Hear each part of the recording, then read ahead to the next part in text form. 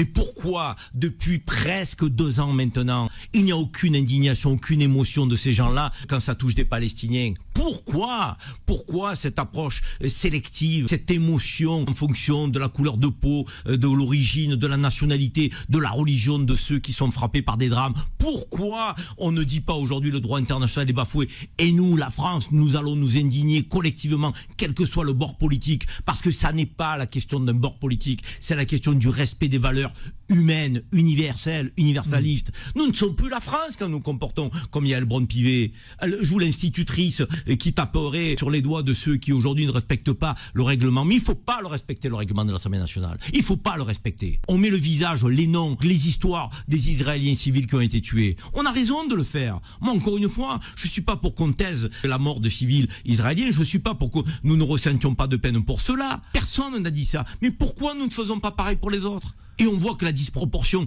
elle est phénoménale. Quand on a un mort israélien, on a 10 000 morts palestiniens. Mais pendant combien de temps ça va durer? Et eux, on les invisibilise. Ils n'ont pas de nom, ils n'ont pas de visage, ils n'ont pas d'histoire, ils n'ont pas de culture, ils n'ont pas de racines, ils n'ont pas de terre.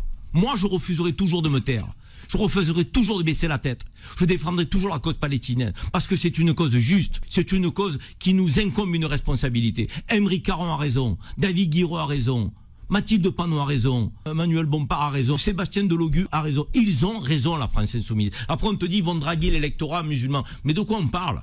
Il faut être musulman pour avoir de la peine pour les Palestiniens? Ou faut être humain, tout simplement? Mais c'est scandaleux ce qu'on entend. Notre pays est en train de décliner, est en train de couler notre pays par ce comportement de certains. On n'est plus la France dans ces conditions-là. C'est pas possible. Donc il faut relever la tête. Il faut que des voix s'élèvent. Et il faut arrêter d'essayer de rendre ce génocide religieux. Non, c'est pas les juifs contre les musulmans.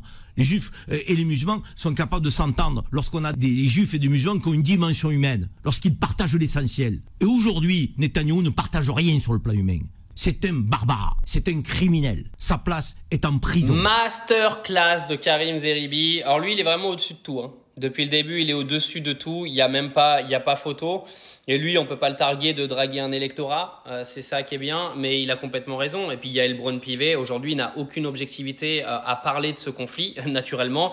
Elle s'est pointée en Israël je ne sais combien de fois. Aux limites, on pourrait la cataloguer de pote de Netanyahou, hein. À partir du moment où t'es pote avec Meir Habib, de toute façon, t'es pote avec Netanyahou. C'est la même merde.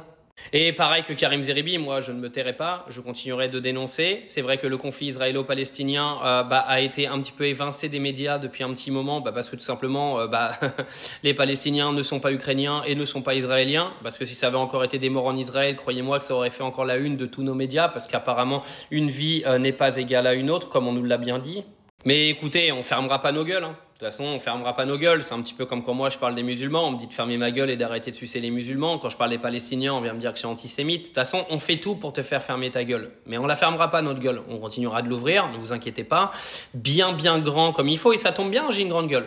Donc comme j'ai une grande gueule, autant m'en servir pour parler des choses que les gens ne veulent pas aujourd'hui raconter. Parce que la mort de toutes ces dizaines de milliers de Palestiniens, il faut en parler, autant que Karim Zeribi. Alors chacun son média. Moi, je continuerai à le faire sur TikTok. Lui, il le fait sur différents médias. À partir du moment où on est relayé de n'importe quel média d'où on est, de n'importe quelle audience que l'on a, on continuera d'essayer de parler de tout ça. Parce que nos médias ne veulent pas en parler. Parce que tout simplement... ce serait dire que nos médias sont antisémites du coup, parce que quand tu défends pas Israël, t'es antisémite, c'est la nouvelle mode en 2025.